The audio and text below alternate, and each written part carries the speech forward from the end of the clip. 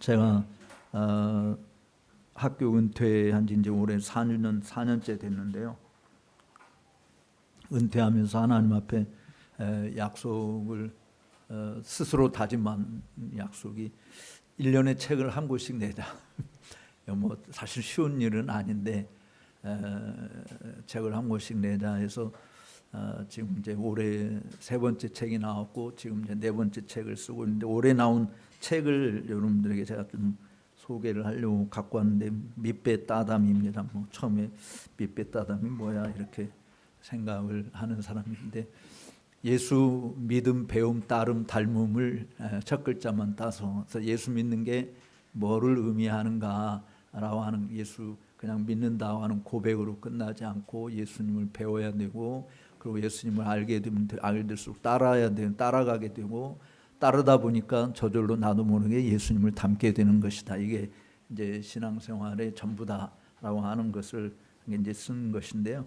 여러분, 오늘 설교할 본문이 이 책을 쓰게 된 내용이었습니다. 그러니까 제가 본문을 읽으면서 이 책에 이 주제를 가지고 책을 쓰자 해서 이제 책을 쓴 건데, 내년에 나올 책은 이제 우리 그 불효 자식들이 부모한테 주로 많이 하는 말 중에 하나가 뭐냐면, 엄마 아빠가 내게 해준 게 뭐가 있어, 이런 말을 많이 하잖아요.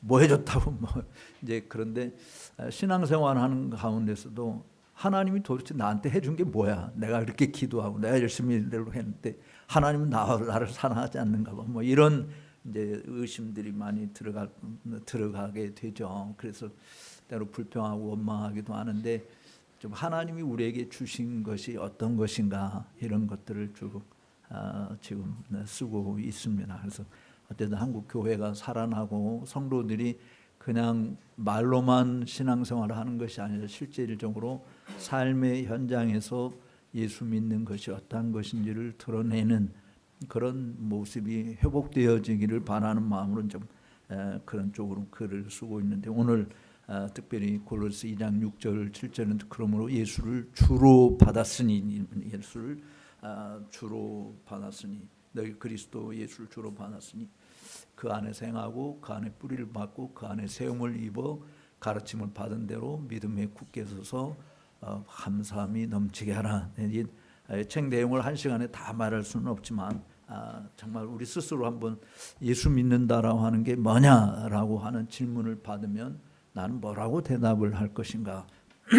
그냥 교회에 나오라 라고 하는, 또 교회 가는 것이 예수 믿는 것이다, 뭐 이렇게 말하는 것도 틀리는 것은 아니지만, 실제로 예수 믿는다라고 하는 그 말 자체는 예수님과 나와의 개인적인 관계성을 포함하고 있는 것이죠.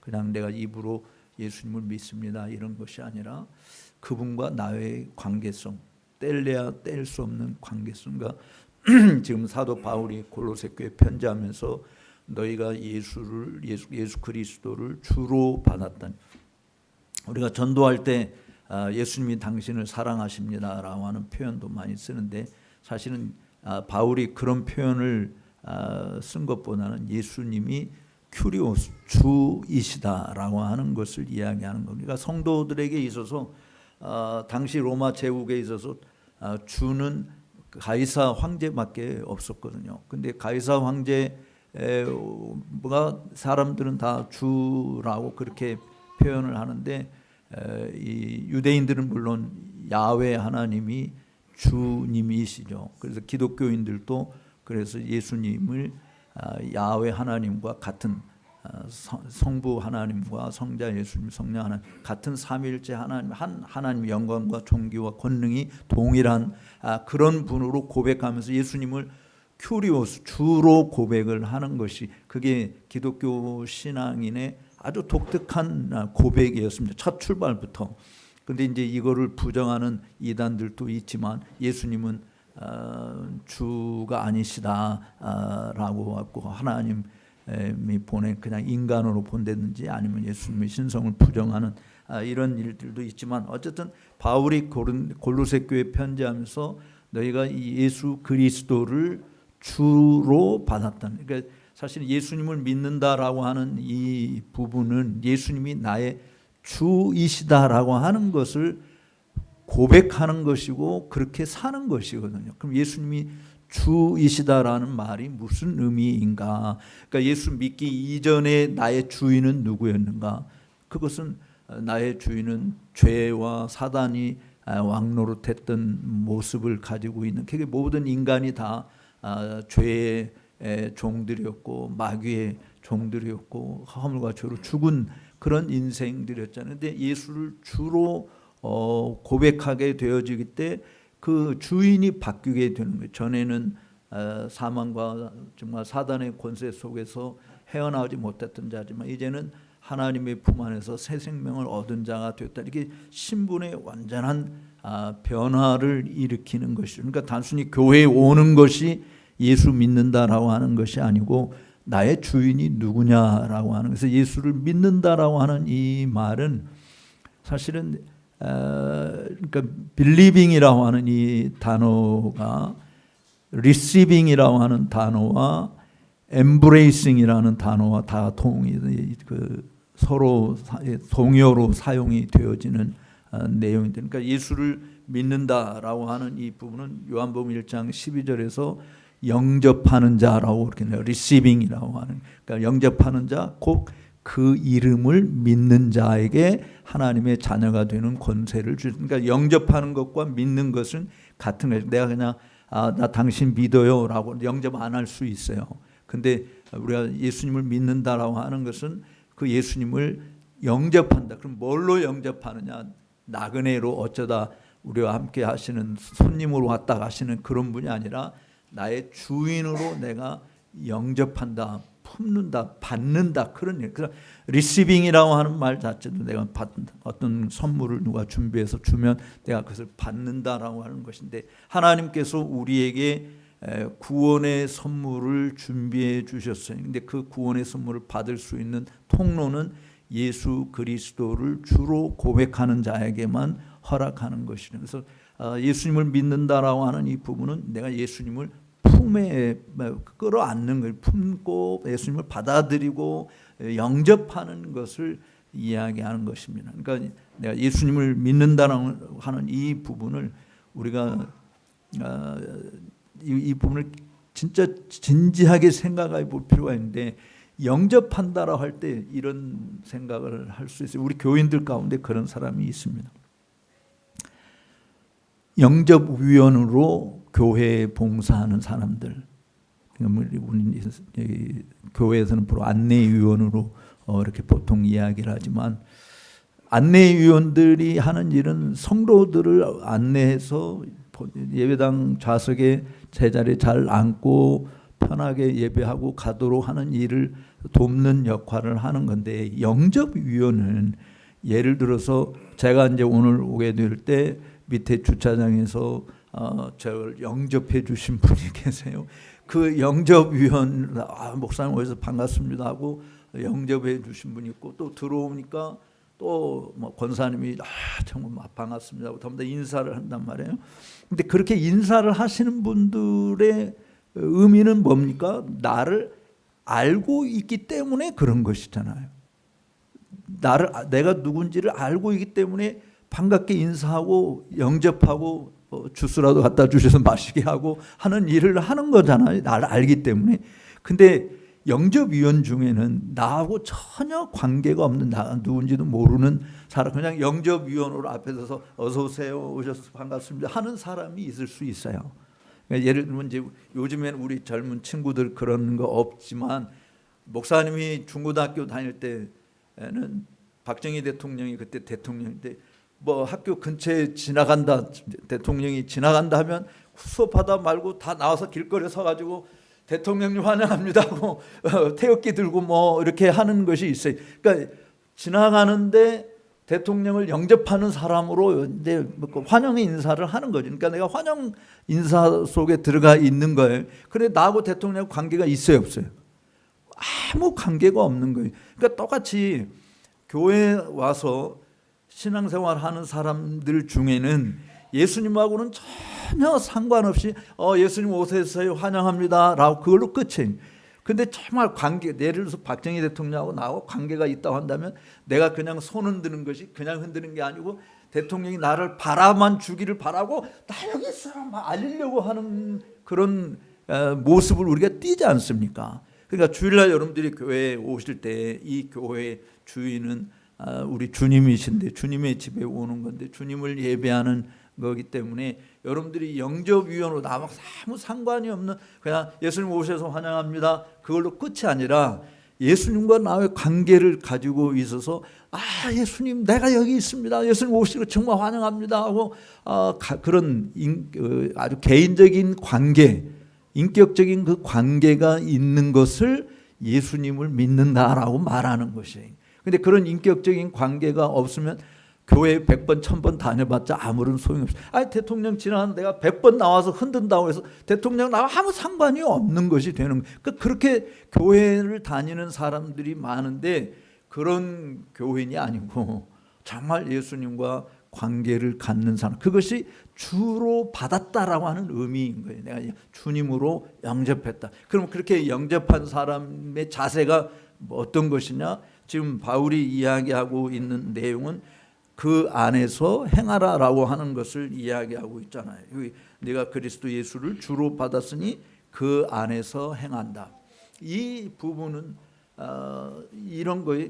예수님이 만들어 제정해 놓으신 바운다리가 있는데 그 경계선이 선이 있는데 그 선 밖을 넘어가지 않는 것을 이야기하는 거예요. 사실 예수님께서 우리를 구원하셔서 그러니까 원래 사단의 종로로 되던 우리를 건져서 어둠의 자식에서 빛의 자녀로 만들어 주셨으니까 이제는 내가 전에는 어둠에 속하여 있었지만 이제는 빛에 속한 것을 빛 가운데 거하는 것을 이야기하는 그러니까 예수님 안에서 행한다라고 하는 이 부분은 예수님이 정해놓으신 기준에 어긋나는 길을 가지 않는다. 사실은 예수님이 우리를 위해서 정해놓으신 기준은 우리의 행복을 위한 것이에요.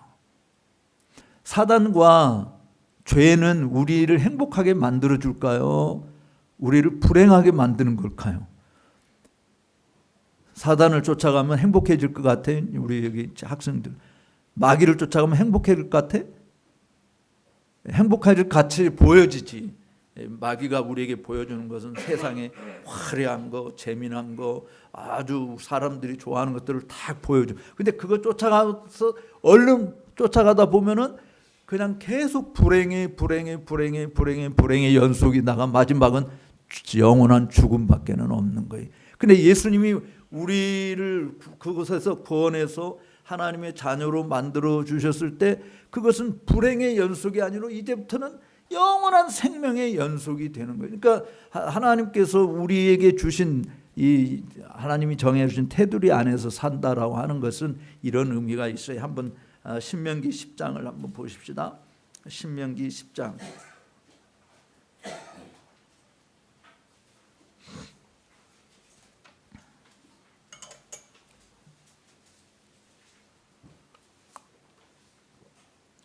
자, 신명기 10장 찾으셨어요? 구약성경 278조 신명기 10장 12절과 13절을 읽겠습니다. 12절과 13절 우리 저기 주일학교 학생들만 한번 읽어보자. 신명기 10장 12절과 13절 시작.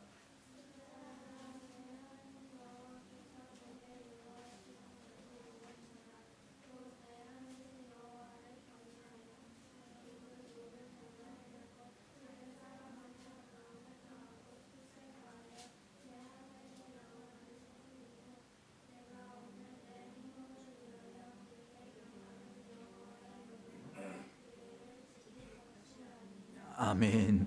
자, 우리 어른들이 답해 보세요. 하나님께서 이스라엘 백성들을 위해서 주신 명령과 규례가 뭐를 위해서 주셨다고 그랬어요? 13절에 보면 너희의 행복을 위해서. 성경에 유일하게 행복이라는 단어가 쓰여진 게 이것인데 하나님이 우리에게 주신 율례와 법도 뭐 10계명 우리가 오늘도 5계명 공부를 읽었습니다마는 하나님 우리에게 주신 계명 10계명을 통해서든지 하나님이 주신 율법은 우리를 얼고매는까지. 사람들은 아유 내가 교회 가려니까 뭐 이것도 하면 안 되고 저것도 하면 나 그래서 예수 안 믿어 이렇게 말하는 사람이 있을 수 있어요. 나 주일날 내 마음대로 뭐 야구장에도 가고 뭐 어디 놀러도 여행도 가고 그런데 예배 시간에 여기 와야 되고 돈도 내 마음대로 쓰고 싶은데 헌금도 하라고 그러고 아니 뭐 하지 말라는 게 많고 뭐 하라는 게 많아. 나는 자유롭게 살고 싶어.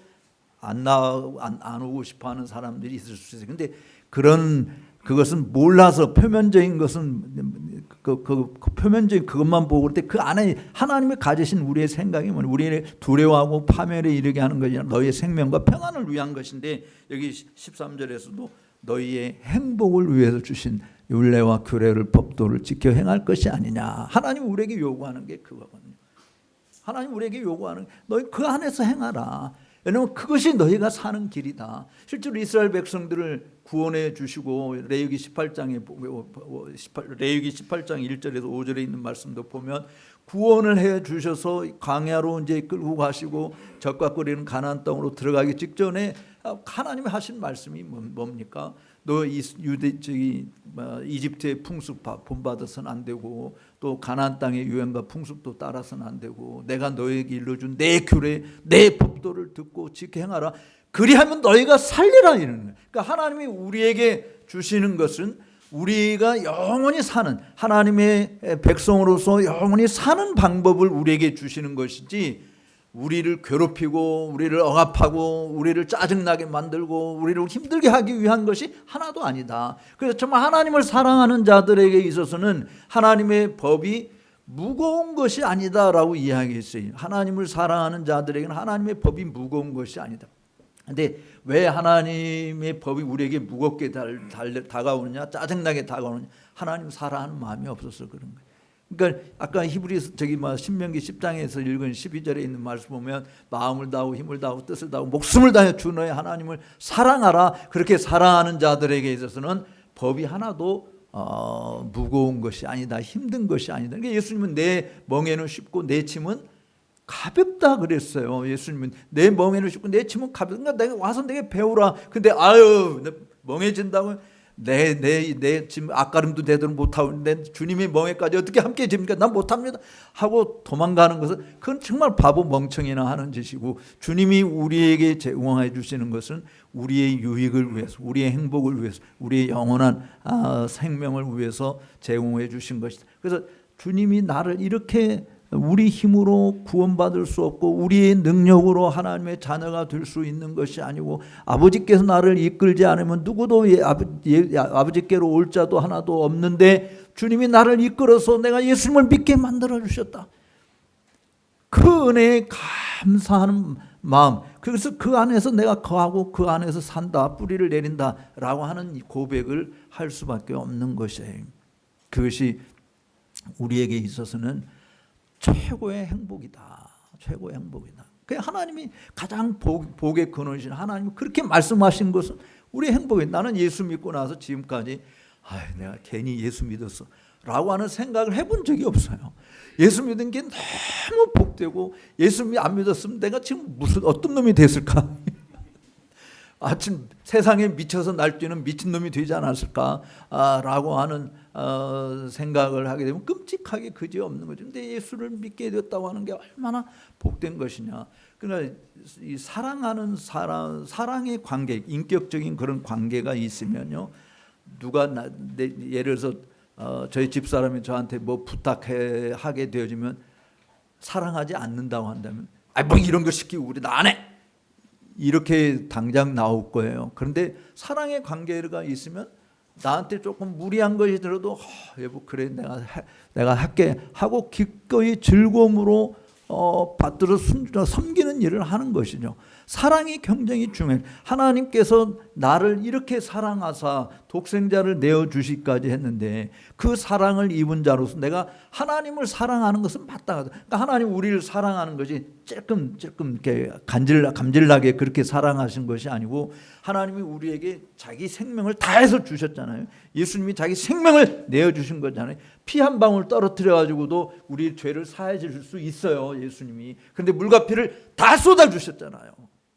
그렇게 우리 주님이 우리를 사랑하셨으니까 우리한테 요구하는 것도 야 마음을 다하고 힘을 다하고 뜻을 다하고 목숨을 다하여 사랑하라니까. 하나님께서 우리에게 요구하는 지정의를 다 동원해서 너가 하나님을 사랑하, 그 사랑이 있으면 내가 너에게 준 이 율례와 법도는 결코 무거운 것이 아니다. 우리의 행복을 위해서 주신 거예요.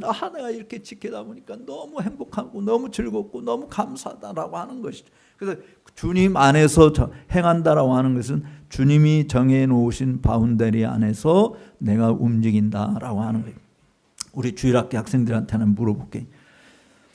앞에 있는 맨 앞에 앉아서 잘 만나주네. 감사해. 물고기는 물에서만 살아야 될까? 물 밖으로 나와도 될까?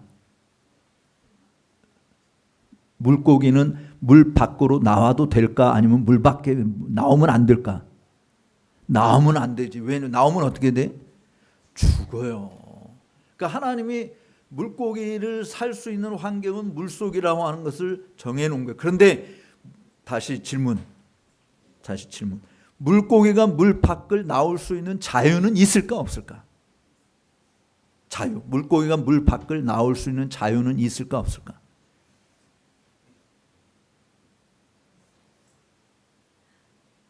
물고기를 로봇으로 만든 게 아니니까. 네.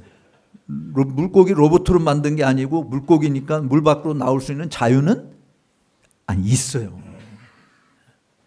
물고기가 물 밖으로 나올 수 있는 자유는 있는데 근데 그 자유를 사용했다가는 어떻게 돼?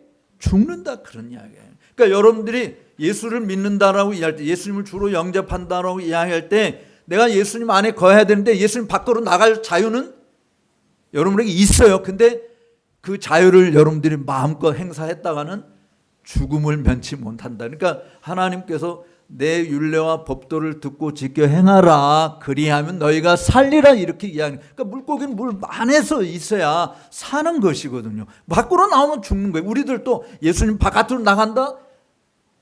예수님이 나의 주가 아니십니다. 그러면 결국은 돈이 주인이고 권력이 주인이고 명예가 주인이고 죄가 우리에게서 왕노릇하는 것이 되고 그것은 그 최종 운명은 죽음이라고 하는 것밖에 없는 것이죠. 그런데 하나님은 우리에게 생명의 길을 보여주시는 거예요. 그래서 예수님 안에서 행한다라고 하는 이 부분은 따라잡시다. 좁은 길로 가는 것이다. 다시요. 좁은 길로 가는 것이다. 네. 우리는 좁은 길은 협착하기 때문에 너무 좁아서 가기 쉽지가 않은 거예요. 그런데 일단 들어가고 나서 그 길로 나와서 그 끝은 완전히 그냥 그야말로 누구도 줄 수 없는 엄청난 보화가 가득 차 있는 넓은 영원한 생명의 길이 우리 앞에 펼쳐지는 거예요. 처음에 들어갈 때 힘들지만 들어가고 나면 그 안에서 자유함을 누릴 수 있는 거예요. 그러니까 너희가 진리를 알지니 진리가 너희를 자유케 하리라 라고 이야기한 거잖아요. 근데 처음에 우리 사단은 우리에게 제공하는 것이 넓은 길을 제공해요. 아주 화려한 길을 제공해요. 이야 하고 뛰쳐들어가는데 가면 갈수록 길이 좁아져. 가면 갈수록 좁아지니까 아주 떨어지는 곳이 딱 한 군데밖에 없어. 지옥이라는 불구덩이에 떨어지는.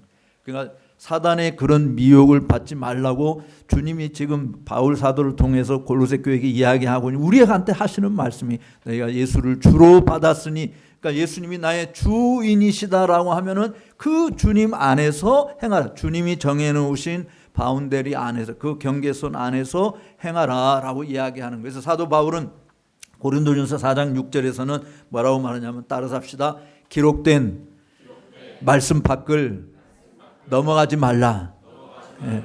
기록된 말씀 밖을 이 하나님 우리에게 주신 신구약 성경 66권 이 기록된 말씀 밖으로 넘어가려고 하지 마라. 그것은 너희가 죽는 것이다 라고 이야기하는 우리는 이 안에서 행해야 된다라고 하는 그 이 안에서 행하다 보면은 살다 보면 뿌리를 내릴까요? 안 내릴까요?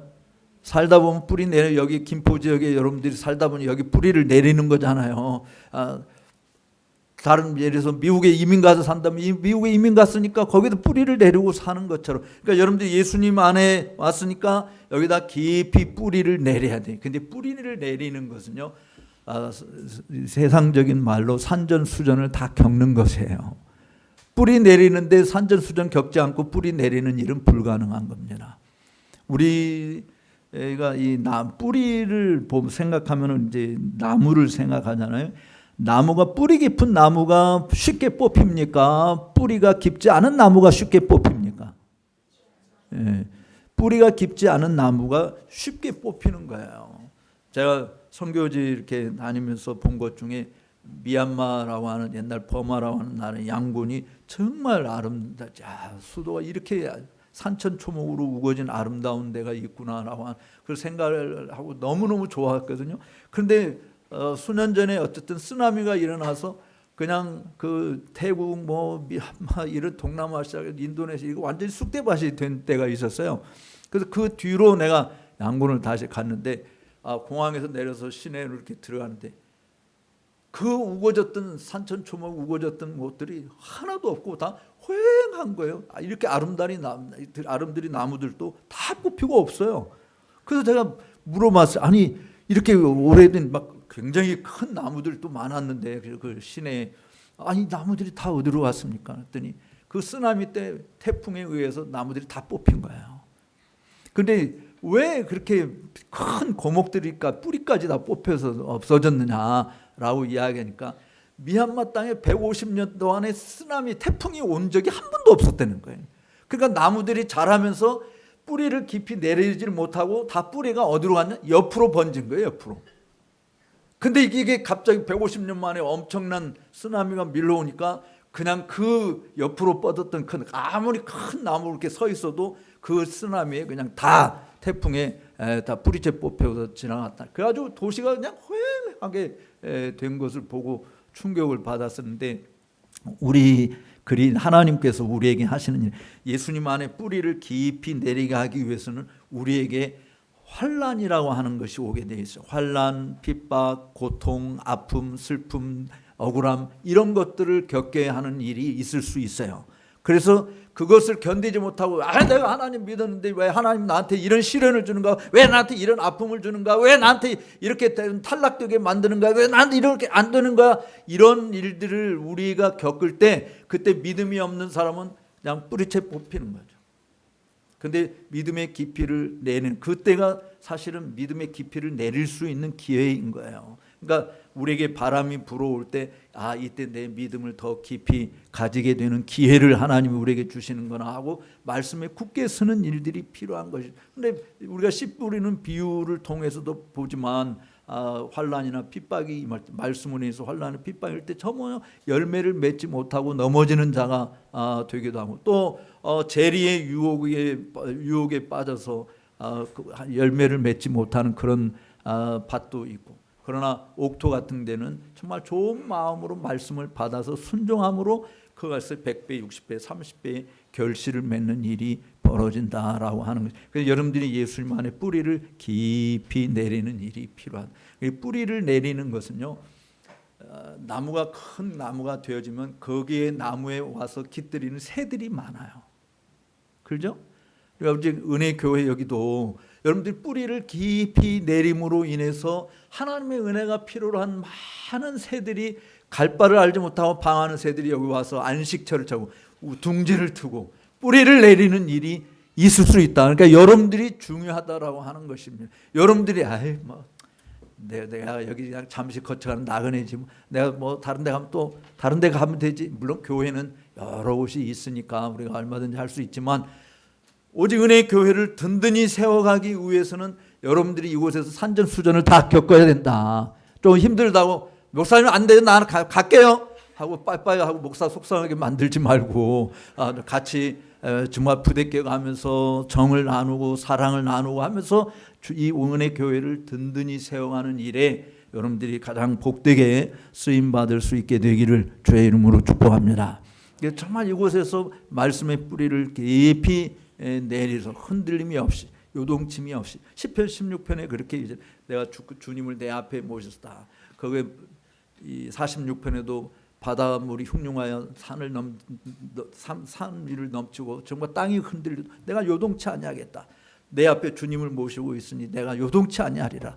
이런 고백들을 하는 것처럼 요동함이 없이 여러분들이 믿음의 뿌리를 깊이 내려서 은혜 교회가 그냥 이곳에 있는 이거 정도로 여러분 만족하지 말고 이왕이면 더 큰 고목나무가 되어서 더 많은 새들이 와서 깃들이고 안식을 누릴 수 있게 하는 그런 일에 복되게 쓰임받는 저와 여러분들이 되시기를 주의 이름으로 축복합니다. 그 다음에 세 번째로는 여기 뭐라고 이야기했습니까? 그러면 너희가 예수 그리스도를 주로 받았으니 그 안에서 행하되 그 안에 뿌리를 박으며 그 다음에 뭐 세움을 입어 교훈을 받은 대로 믿음에 굳게 서서, 여기 세움을 입는 것이 필요하다라고 하는 것인데, 뿌리를 내리다 보면 세워지게 되어 있어요. 사실은 어떤 자로 세워지느냐? 교회 장로로 세움을 받을 수 있고, 권사로 세움을 받을 수 있고, 집사로 세움을 받을 수 있고, 교사로 세움을 받을 수 있고, 교회 중요한 일꾼으로 세움을 받을 수 있는 것이에요. 그 일꾼으로 세움을 받는다라고 하는 것은 한번 따라서 합시다. 일꾼으로 세움 받는 것은 다른 사람들에게 유익을 주는 것이다. 내가 일꾼으로 세움 받는다는 것은 나한테 유익하라고 하는 것이 아니고 다른 사람, 다른 지체들에게 유익을 주기 위해서 세움을 받는 거예요. 나는 장로입네, 나는 권사입네, 이거 폼 잡으라고 하나님이 세우시는 것이 아니고 교회의 지체들에게 유익을 주는 것이 된다. 여러분, 세움을 입는다라고 하는 부분들은 기둥에 서 있으면은 그 기둥에 기대고 싶은 사람은 기댈 수 있잖아요. 근데 기댈 만한 곳이 하나도 없어. 그러면 너무 힘든 거, 인생살이가 다 힘들고 정말 수고와 이 고통밖에 없는 것이, 눈물밖에 없는 것이 인생살인데, 교회에 와서 정말 기대고 싶은 그런 것들이 있어야 되잖아요. 그러면 그런 인물이 누구냐? 목사님만 그렇게 하기는 목사님 죽어나요. 혼자서 그거 했다는. 근데 하나님께서 교회에 장로를 세우고 권사를 세우고 집사를 세우고 하는 사람, 그런 믿음의 사람들을 통해서 위로하고 격려하고 세움을 입도록 하나님이 역사를 하시는 거거든요. 그러니까 여러분들은 여러분의 유익만을 위해서 일하는 자는, 그건 지나친 이기적인 자는, 그건 안 믿는 사람보다도 못한 사람이에요. 왜냐하면 안 믿는 사람 중에서도 이기적인 사람 대부분이지만 착한 사람이 있어요, 없어요? 있어요. 우리보다 더 착한 사람들이 있을 수 있어요. 정말 위로하고 손잡아주고 따뜻한 품안이 되어주고 하는 그런 사람들도 있는데, 근데 교회가 그런 일을 하지 못한다고 한다면 그거는 정말 불행한 거예요. 왜냐하면 칼빈 선생님은 교회를 가르쳐서 뭐라고 말했냐? 한번 따라서 합시다. 교회는 신자들의 어머니다. 지금 아기 태어났으니까 엄마 품이 제일 좋아요? 여기 다른 사람의 품이 좋아요? 엄마 품이 제일 좋은 거잖아요. 아기는 엄마가 있어야 되는 거야. 엄마 품에서 젖을 먹고 돌봄을 받고 키움을 받고 양육되어지는 것. 그러니까 교회가 그런 역할이 있는, 교회는 신자들의 어머니다. 그러니까 교회를 떠나서는 구원이 없다라고 이야기하는 것도 그런 이야기인 거예요. 엄마 품을 떠나서 아기가 스스로 살아남을 수 있을까요? 엄마 품을 떠나서 아기가 스스로 살아남을 수 있는 사람은 하나도 존재하지. 어떤 일을 당하는지 모르는 거예요. 위험한 거예요. 그래서 늘 엄마 품에 있는 거죠. 애들이 조금만 커도 유치원을 다니고 뭐 초등학교를 다녀도 엄마가 있으면 행복하지, 엄마가 없으면 엄마 어디서 보고 싶어 이러는. 우리 손주들도 보면은 우리 집사람이 얼마나 손주들도 교육이 잘해줘요. 근데 그냥 1시간도 못 가. 엄마 보고 싶어 이러는. 엄마 품이라고 하는 게 정말 좋은 거예요. 그래 하나님께서 교회를 성도들의 이 어머니라고 이야기해 놓은 그 이유가 바로 이 교회를 통해서 여러분들이 양육을 받게 되는 거예요. 목사님이 열심히 훈련시켜서 젖을 먹이고 양식을 먹이고 해서 여러분들이 성숙한 자로 성숙하게 되어지면, 조그마한 너 지금 우리 여기 앞에 있는 친구 몇 살이에요? 10살이요. 그럼 엄마 아빠가 야 이거 밥그릇 좀 저 싱크대에 갖다 놓으라 하면 싫어 나 안 해 이래요? 아니면 갖다 놔요? 그런 거 안 해봤어? 네 방 좀 치워라 하면은 안 해 나 이거 안 해 이래니? 아니면 내가 내 방 치울게. 10살이면 그 정도 할 수 있어야 되지, 그렇지? 네. 그러니까 우리가 조금만 커도 뭐 유치원을 다니는 애들도 자기가 먹는 그릇 싱크대 갖다 올려놓으라 하면 그거 올려놓는 하는 거지. 자기를 위해서 사는 것이 아니라 엄마를 도와주고 아빠를 도와주고 형제들과 함께 사이좋게 지내는 일들을 하듯이 여기서 양육받는다라고 하는 그 세움을 입는다고 하는 것은 다른 사람에게 도움을 주는 사람이지 내가 도움을 받으려고 하면 안 된다. 그러니까 다른 사람에게 많은 도움을 줄 수 있는 사람으로 내 자신이 성숙해지는 것이에요. 사실은 신앙인의 성숙은 섬기기 위함이지 섬김을 받는 것이 아닙니다. 예수님께서 오신 이유도 내가 섬김을 받으러 온 것이 아니라 섬기러 왔다라고 이야기. 섬김을 받으실 만한 분인데도 섬기러 오신 거예요. 그러니까 여러분들이 서로 섬기는 일을 통해서 하나님께 정말 영광이 되고 좋은 교회 공동체를 만들어 갈 수 있는 거예요. 이 히브리서 5장에 보면은 교회 히브리서 수신자들이 다니는 교회가 애들이 너무 많았어요. 애들만 버글버글 됐어요. 그러니까 문제가 심하네요. 여러분 애들이 많은 곳에 큰 소리가 많습니까? 어른들이 많은 곳에 큰 소리가 많습니까? 물론 요즘에는 어른들도 큰 소리 내는 사람들이 많긴 하지만 하여간 애들이 모여있는 데서는 그냥 새들이 많이 모일 때 쪼랑쪼랑 바글바글 되듯이 소리들이 많아요. 싸움이 많아요. 왜냐하면 애들은 성숙하지 않아서 다 자기 중심이잖아요. 나 중심이 내 거야. 그 장난감도 자기가 10개를 갖고 있어도 다른 사람도 있으면 그거 내 거야 하고 뺏어오려고 하는 게 그게 애들이에요 사실은. 그런데 남에게 주고 같이 나눌 수 있는 부분이 아는 거예요. 근데 히브리서 기자가 쓰는 것도 아이고 내가 정말 예수님에 대해서 너희들에게 이야기해 줄 게 너무 많은데 너희 듣는 것이 두려워. 아니 들을 생각도 하는 것이 없어가지고 말하기가 너무 힘들다. 그러면서 젖을 먹는 자는 어린아이다. 장성한 자는 단단한 음식은. 너희가 예수 믿은 지 오래돼서 벌써 선생이 되어야 되는데 아직도 그리스도의 초보를 누군가의 배울 자로 남아있다. 젖을 먹는 어린애들로 남아있다. 이런 거거든요. 근데 예수 믿은 지 오래돼서 선생이 되어서 장성한 음식, 장성한 자에서 단단한 음식도 먹고 연단을 받아 선악을 분별할 줄 아는 기둥과 같은 사람이 되어야 되는데 교회 기들새가 하나도 없네. 전부 다 꼬마들밖에 없는 거예요. 애들밖에. 우리 오직 은혜교회는 그런 교회가 아니라 육체만 큰 어른이 아니고 여러분 영적으로 어린아이 자리에서 벗어나서 장성한 성숙한 그리스도인이 됨으로 많은 사람들이 여러분을 통해서 힘을 얻고 위로를 받고 도움을 받고 더 믿음 안에 굳게 세움을 입는 일에 함께 협력하는 그런 좋은 열매들이 풍족하게 드러나게 되기를 주의 이름으로 축복합니다. 그 다음에 이런 일들을 어떻게 가는, 이 모든 일을 어떻게 가는, 예수님 안에서 행한다, 예수님 안에 뿌리를 박는다, 예수님 안에서 세움을 입는다, 이런 일을 어떻게 가능하느냐라고 하는 것은 아주 중요한 포인트가 있어요. 뭐 하는 대로? 가르침을 받은 대로. 가르침을 받은 대로. 여러분들이 가르침이 이 가르침은 단순히 그냥 지적인 충족을 말하는 것이 아닙니다. 사실은 지적인 충족만이 아니라 영적으로 내가 세움을 입을 수 있도록 상승한 사람이 되도록 도움을 받는 양식을 먹어야 된다라고 하는 거예요. 우리 여기서 제일 나이 많으신 어르신이 누구예요? 저기 계신 분이 나이 연세가 제일 많으십니까? 이제 그동안 먹을 만큼 먹었으니까 이제 안 잡수셔도 되죠? 그런 사람 아무도 없어요. 90이 돼도 100세가 돼도 살아있으면 뭐 해야 돼? 먹어야 되는 거예요. 살아있다라고 하는 것 자체가 먹어야 되는 거예요. 아유, 내가 뭐 90년까지 살면서 그동안 너무 많이 먹고 내가 지금까지 먹은 것으로 음식을 쌓아놓으면 트럭으로 몇천 대는 될걸? 아마 이렇게 이야기, 나이다 더 이상 안 먹어. 이러다 그 안 먹는 사람은 그냥 가야지 뭐. 살아있을 이유가 없는. 근데 나이가 많아도 먹는 것은 항상 먹어야 된다. 근데 그 먹음을 누구한테 맡겨주셨느냐?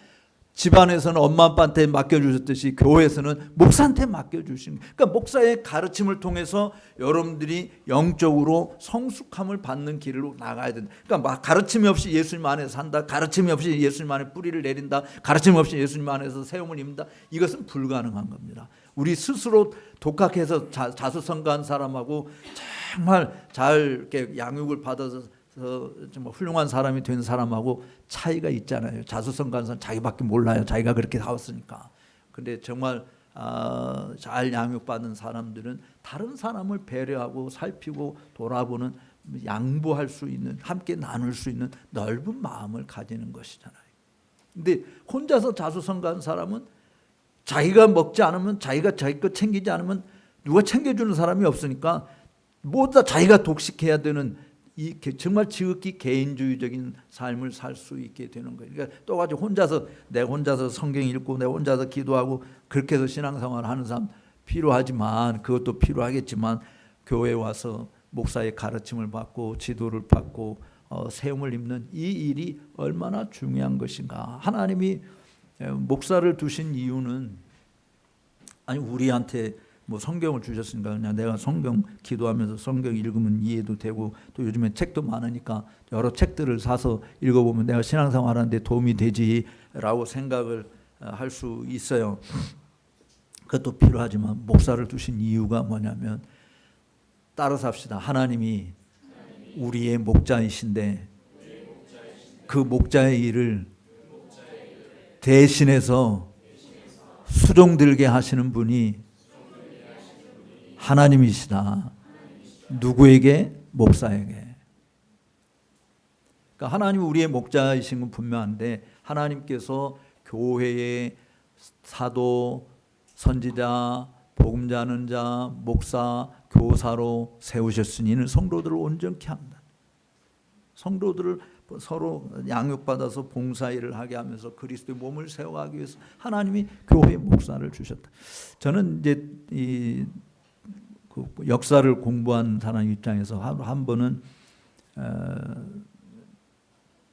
체코를 갔어요. 체코에 위구노들이, 그러니까 프랑스에서 예수를 믿는 개신교 교도들은 이제 위구노들인데, 그들이 핍박을 피해서 뭐 프랑스 사방을 흩어졌어요. 영국으로 가고 뭐 다른 나라로 가고 뭐 이렇게 흩어졌는데, 그 체코의 위구노들이 한 400명이 생죽음을 당한 그런 장소가 있다고 이제 역사책에서 제가 보고, 역사책에서 봤으니까 그 장소를 확인해 봐야 되겠다 해가지고 그 장소를 찾아간 거예요. 그래서 이제 모르니까 어디쯤인지 뭐 모르니까 그 지역이라고 해서 그 지역에 제일 잘 알 수 있는 게 동사무소 있을 것 같아서 동사무소를 들어갔지. 동사무소에서 이런 일이 있었다고 그랬는데 혹시 아냐 할 때 모른대. 그래서 시청을 또 갔어요. 시청에 가가지고 또 그 자료에서 이런 역사 속에 이런 것이 있는데 아는 사람은 아무도 모르는데. 그래서 내가 이제 한 번은 거기서 제일 오래된 호텔이 있다고, 호텔에 들어가가지고 호텔에 들어가서 혹시 이런 일이 있었는데 혹시 아시냐? 그랬더니 그 호텔 카운터에 있는 아줌마인지 아가씨인지 모르겠지만 하여간 여자, 우리 호텔에서 살인 사건 난 적이 없는데요? 이러는 거. 잘 영어를 못 알아들어서 그런 건지 못 알아들었는지 우리 호텔에서 살인 사건 난 적이 없다는 거예요. 그래서 그 옛날에 여기서 그랬다는 게 아니고 이 동네에서 위구노들이 400명 이렇게 생죽음 당했는데 그 장소 어디 모른다. 그래서 제가 6시간을 헤매다가 결국은 못 찾고 그냥 그 지방을 나왔는데 아는 사람이 아무도 없으니까. 그 내가 그때 깨달은 게 그거예요. 가이드가 만약에 있었으면 내가 6시간 헤맬 필요도 없이 가이드가 여기입니다라고 그냥 쉽게 갈 수 있는 거잖아요. 근데 내가 혼자 6시간 헤맸지만 아무도 성과도 못 거두고 그냥 온 거잖아요. 가이드가 없으니까. 그래서 내가 그때 생각한 게 그래. 하나님이 우리에게 목사를 세우신 것은 가이드구나. 성도들을 바르게 인도하라고, 푸른 초장에 누이고 쉴 만한 물가로 인도해 가라고 세워준 가이드구나. 근데 우리가 푸른 초장을 찾아야 되고 쉴 만한 물가로 나가야 된다고 한다면 얼마나 그게 곤욕스럽겠어요. 하나님이 여러분들에게 강미수 목사님을 세워주신 것을 감사함으로 받으시기 바랍니다. 있다고 하는 게 정말 감사함. 본인이 공부하고 노력해서 여러분들 바른 길로 인도하려고 애를 쓰시잖아요. 그러니까 그런 가르침을 우리가 순전 믿음에 굳게 서서 가르침을 받은 대로 믿음에 굳게 서서 그 다음에 하라고 하는 말이 뭡니까? 열매가 있어요. 내가 이렇게 주 안에서 행하고 뿌리를 내리고 세움을 입고 거기에 굳게 믿음에 굳게 서게 되어지면 나타나는 자연적인 현상이 뭐냐면 감사가 나타나는 거예요. 감사. 늘 성도들의 삶은 감사예요. 감사의 제물을 하나님께 늘 감사의 제사를 드리는 것이 그게 성도들이 하는 일이에요. 근데 이 감사, 제일 중요한 감사가 두 가지인데요. 내가 하나님께 감사하는 거예요. 하나님께 감사하는데 그 하나님께 감사하는 방법이 두 가지예요.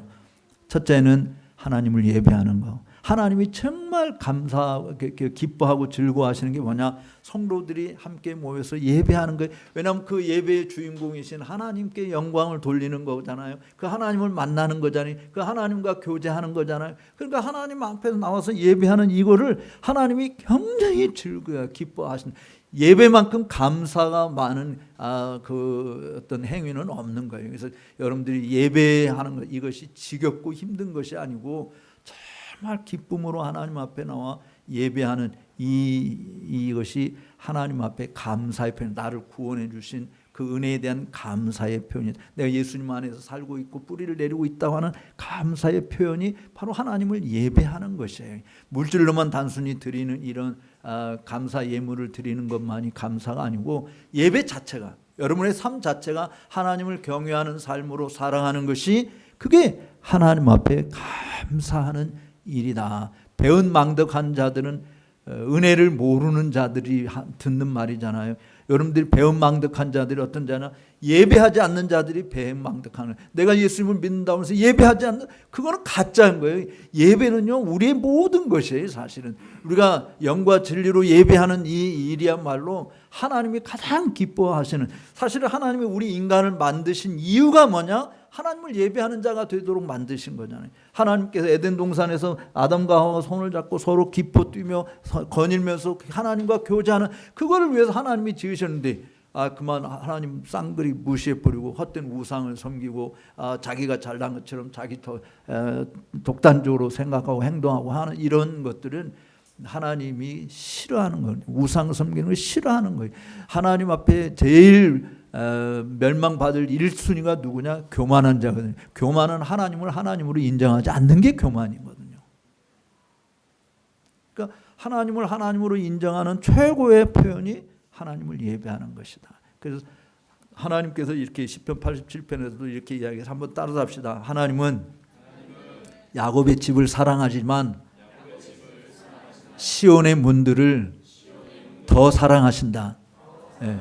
하나님께서 여러분들 성도 개개인의 집에서 예배하고 가정 예배하는 거 하나님 그걸 사랑하세요. 그런데 그보다 더 사랑하는 뭐냐? 시온의 문들, 그래서 예루살렘의 성도들이 함께 모여서 하나님을 예배하는, 바로 이 교회 성도들이 함께 모여서 하나님을 예배하는 이것을 하나님이 더 사랑하신다라고 이해하는. 그러니까 개인적으로 가정에서 가정 예배를 통해서 신앙생활을 해야 되지만, 또 이렇게 함께 모여서 공적인 시간을 통해서 하나님 말씀이 선포되고 하나님을 찬양하게 되고 하나님께 기도하게 되고 하는 이 일들이 하나님께 감사의 표현이다. 그래서 정말 예배는 감사로 충만한 것이 진짜 예배다라고 하는 것입니다. 우리가 이 예배하는 일을 여러분들이 결코 소홀히 여겨서는 아니 되는, 정말 내가 하나님의 자녀이다, 예수님이 나의 주이시다라고 하는 것을 믿는 삶이다라고 하는 것을 고백하는. 그 다음에 또 하나 마지막 감사의 표현이 뭐냐면, 따라서 합시다. 성도들을 내 몸처럼 사랑하는 것이다. 예, 내 이웃을 내 몸처럼 사랑하라라고 하는데, 이거는 섬김인 것이, 아까도 우리가 세움을 입는다고 하는 섬김을 하기 위해서 하는 것인데, 정말 감사하라고 하는 표현이 뭐냐면, 내 명예를 위하고 내 자신의 손에 쥐어지는 떡고물 때문에 하는 것이 아니라, 다른 사람들의 유익을 위해서 내가 가진 지식, 내가 가진 재능, 내가 가진 재물, 이런 것들을 기꺼이 내놓을 수 있는 그런 섬김이 감사의 표현이다라고 하는, 하나님께서 믿지 않는 자들의 이 수고와 섬김, 봉사활동을 왜 하나님이 옳다라고 인정하지 않는가? 그것은 자기를 위한 섬김이지 자기 의를 드러내기 위한 섬김이라서 그렇지, 하나님께 감사하는 마음으로 하는 게 아니거든요. 근데 우리 그리스도인들은 하나님께로 받은 그 은혜에 감사해서 서로를 섬기는 것이 된다라고 하는 것을 이야기하는 거예요. 그래서 제가